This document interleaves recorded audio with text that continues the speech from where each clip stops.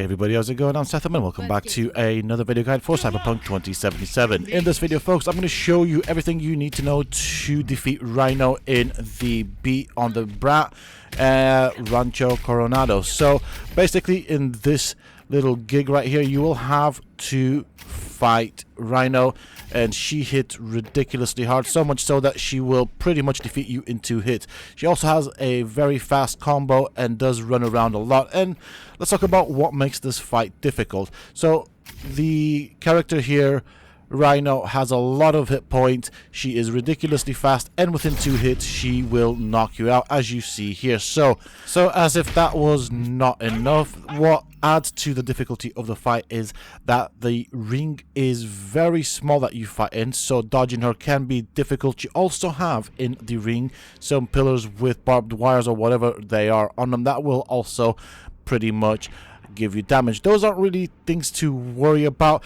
but the fact that you don't have a lot of space to move aside does add to the complication. You do need a lot of space with her, and she's really fast, so she will close in that gap really quick. Now, the way I'm going to start out the fight always is I want to be behind her, and we're going to start punching her, and the idea is we want to try and stagger Rhino. So basically this will be with a combo. Every little thing here will help, so as you can see right here.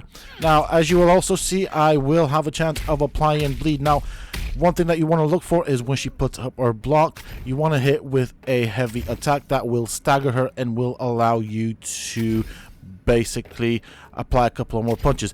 Things to look out for is if you are in close proximity for too long, she will shove you, and basically that counts as a stun effect, meaning that you will be able to move but very slow, and she can close in the gap really quick. Now, what I'm doing here is I am using double jump to create space between me and her. When she gets close, I just basically double jump to the side. I'm going to use the full length and size of the ring, so if I see her put her block up, I will normally get within her right there. As you can see, she's knocked me out, but the strategy is quite simple.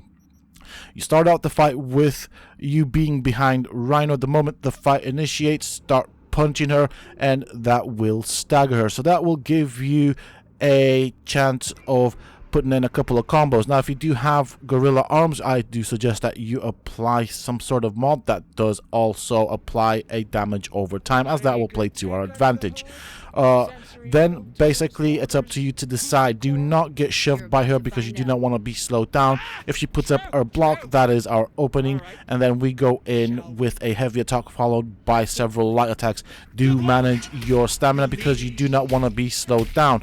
So as you can see, I've already applied the bleed, which is what I've got on my Gorilla Arms. If she puts up her block, I will of course use a heavy attack. I also need to manage my stamina. I'm always going to use double jump when she gets close to me. We do not want to get hit by her swings. Remember, it takes 2 hits from her and the fight is finished.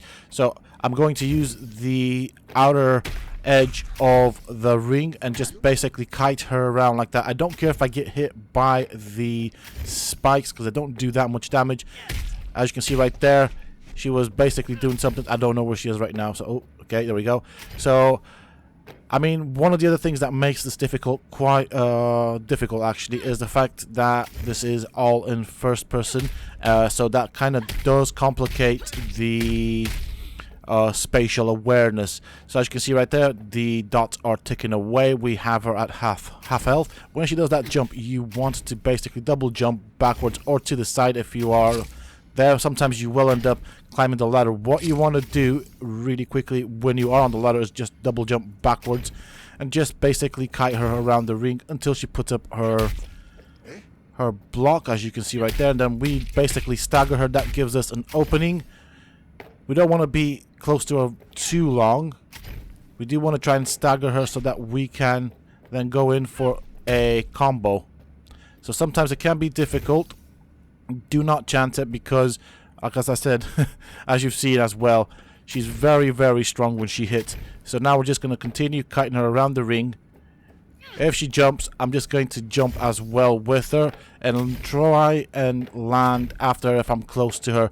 So again, we're back to kiting her around the arena. I'm waiting for my opening. When she gets really close, double jump to the side. I was hoping that that would stagger her. So that was my heavy attack, which staggered her. I'm going to back away. You saw the shove animation, but I was already out of reach. And again, we're going to wait for her to put up her block or give us an opening. When she's running at you, there is a chance that you may potentially stagger her. Right there, I wasn't quite sure on my approach. Okay, here we go. That's a bit annoying when that happens. So she has hit me once. She doesn't really need to, or you don't need to be too close to her for that hit to be effective, basically. As you saw there, she can hit you from quite a distance. So that's why it's important to create some space between us. Now I am trying, oh, that was a close one. Now I am trying to stagger her one more time when she's running at me, which is a bit more risky. Right there. And this should be the finisher. Nope. Okay, hold on. And we're going to move around a bit. Okay, I wanted to chance that. Half of me wanted to chance that, but it's alright. We just move around her and do that. So, basically, that's how you fight Rhino. As you saw, a very challenging fight. She is probably one of the most difficult, if not the most difficult boss in the game. It is all melee combat, and we're going to talk about things that actually help a great deal in this fight, what you want to be looking for before you actually pick up this particular side job. So we're going to talk to her. She obviously has never lost, and this will be the first time. The most important things that we're going to be looking at is some stats, equipment. I do recommend having the Gorilla Arms. I would suggest using the best ones that you have, and of course with the Gorilla Arms there are several modifications that you'll want to do. As you saw right there, double jump also of course comes in really handy with regards to dodging. It's quite important that we want to stay at a distance with her and create an opening. The best opening that we're going to be looking for is when she puts up her block, because we can then stagger her with a heavy attack, which of course then leads her to being open to several combos which we can apply. Now if we have a mod that does some damage over time, like bleed or fire or something like that, that will actually work for us in the background as we are dodging. Of course there is a small percentage of that being applied, and I personally went with the bleed. So I'll show the mods that I have got equipped, and the strategy is simple. Keep her at distance, use double jump when she gets close to you to create that space from her or between you and her, and just basically dance around the ring. Use the full size of the ring. You want to be on the outer edge. So let's have a look at the mods right here. These are the Gorilla Arms. As you can see, I've got the best ones that you can currently get in the game, and we're going to look at the mod that I'm using that causes bleed. So it is Animal's Knuckles, and this will apply bleed on successful hits. There are several other mods that you can apply. I probably would avoid the physical damage.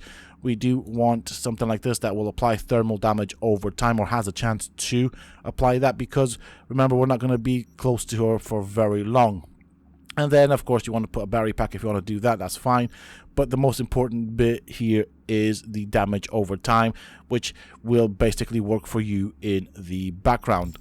Next up, we're going to look at several perks that will also come in handy. So we're going to go into body. We want the steel and chrome, which increases our melee damage. We also want the invincible, which increases our health. So the more health we have, well, she'll lock us out in 2 shots anyways, but health is important. And then of course we're going to go into Street Brawler right here, and of course this increases damage from combo attacks. And then we want the payback, which of course will also further increase our damage. So these will help. They are not mandatory. You just need the Gorilla Arms with some sort of dot on them. Also, I just forgot, we're going to put in here to show you basically the mod that I'm using. So this is the Reinforced Tendons, which allows us to double jump, and this is quite essential for dodging the fights or the blows from Rhino. The idea is we want to create space between us and Rhino as quick as possible, and just basically move around the outer edge of the round arena, constantly keeping that space until we have an opening. This is one of the most difficult fights in the game, if not the most difficult fight. I just wanted to show you a strategy that you guys can use that will help you and make it easier. Now, of course, this may take a couple of attempts, and with practice you will get the hang of it. I do hope that this video has helped, so do bear in mind you may need to do a couple of practice runs before you kind of gauge Rhino's attacks and moves and attack patterns. After that, it becomes pretty easy to do and pretty easy to keep her at a safe distance.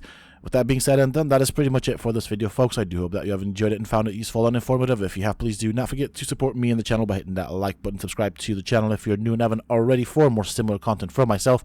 And if you have just subscribed, why not check out some of my other videos and guides here on this channel? Who knows, you might just enjoy them. And don't forget to hit that bell icon so that you get notified when I upload new videos and content to the channel. Also, for those interested, you can always find me on the Sethtopia Discord. Links to this, of course, you can find down below in the video's description. And until next time, stay safe, folks.